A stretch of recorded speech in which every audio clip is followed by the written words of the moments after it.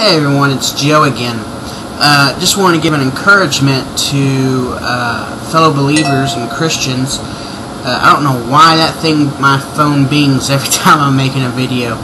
But anyways, want to give encouragement to fellow believers and Christians out there that go into colleges who are having evolution shoved down their throat and things of that nature. To stay strong, all kind of stuff. Pretty much, when I was in college, I had to take some extra classes that had nothing to do with my major that I was going for at the time. And so I decided I was going to pick classes that I would actually enjoy. And so I picked astronomy, the study of the stars. While I was in there, I got to know my professor quite well. We became decent friends, I guess you could say. His side versus mine, but we still respected each other. I always was active in the class. I didn't just sleep in the class or just show up and take notes and leave. Me and him would have very long conversations inside the class.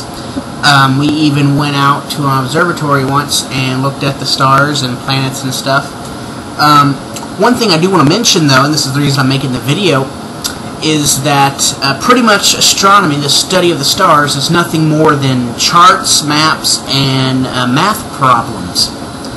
Now, if you know anything about math, if you've done anywhere, if you've done 10th grade or 11th grade math, you would know there's things called proofs, or proofs, whatever you want to call them. Pretty much that when you do a mathematical equation, that you can come up with more than just one answer for the solution or for the question. Now, to find out which one actually works in reality and which one does not is just an extra number that comes up. We do what's called proofs. Now, what you do is basically you take the original equation, you work it out and get your different answers. Then you take it and you flip it. Pretty much you take the answers, add them into the beginning of the thing, and work it out to see which one actually balances back out at 0. Or equals balance out to whatever you need it to balance out to. If it does not, it's an extra answer, though it's not actually able to work in the real world. So we just toss it out. After doing about a 30-minute equation on the board and doing it step by step and everything, he turned around with his hair all out here and everything. He had like a nice little fro and everything. White men with fros are always cool to me. I don't know. I just always think they are. Anyways, he says, "Is there any questions? Because this is how we understand. This is what's out there." And so, quietly, I just rose my hand and I had a smile on my face. And so he knew I had something we're going to discuss about for at least 5 minutes, if not 10, because we try to keep our talks inside the classroom short because of time, wouldn't permit us to go on like we would like to do.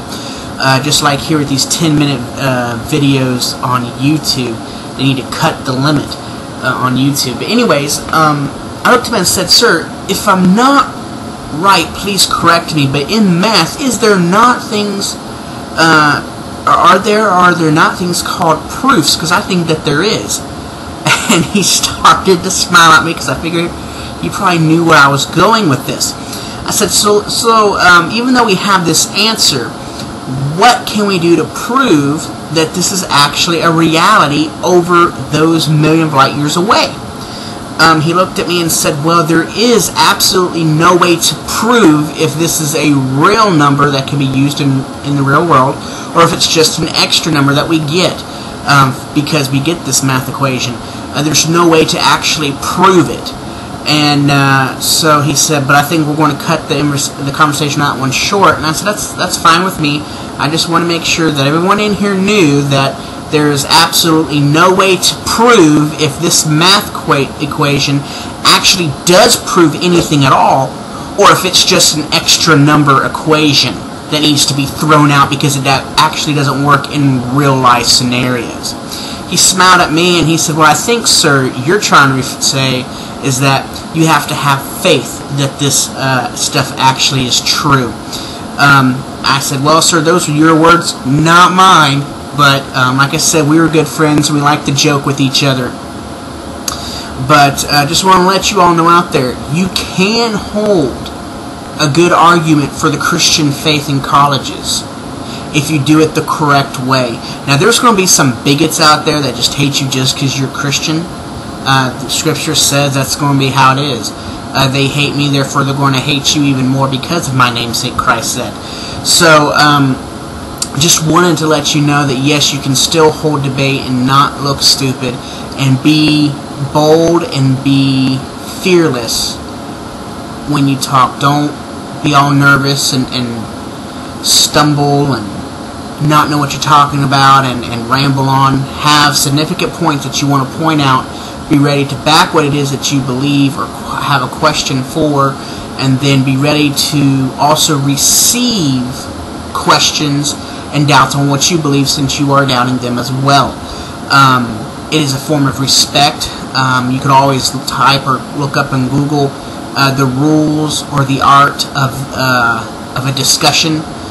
Name calling, of course, is not, a lot of people, they say, oh, I know all the rules, I know how to discuss things fairly, and they usually end up name calling and making fun of mocking, which is not the rules of discussion or debating. If you Googled the rules or laws of debating, you'll find, there's certain guidelines. If you keep yourself within these guidelines, just like I did with my professor, you'll see that many a professor is not so much completely shut away by that idea, because most of things are philosophies and theologies and stuff like that they have to keep an open mind for, that they cannot completely shut out, or they're not doing their job correctly. Some people just hate Christianity or hate this or that, so they'll be completely shut off to it, but they're not doing their job correctly. A college is of higher learning, of higher thought. Therefore, you should be willing to accept and hear all answers, whether you believe them or not, and be open-minded enough to be able to debate or discuss those things in a friendly manner. If you do this, whether or not they do it or not, you will be respected either by them or by others around you. I can remember several times in other classes where they didn't really want to respect my views, but I did not disrespect them, and I had fellow students come up and wanted to hold conversations later that I was able to witness to them and show them Christ through me and His light. So stay strong, and just remember, be Christ inside of your colleges, and know that greater is He that is in you than he that is in the world. Alright, God bless, and see y'all.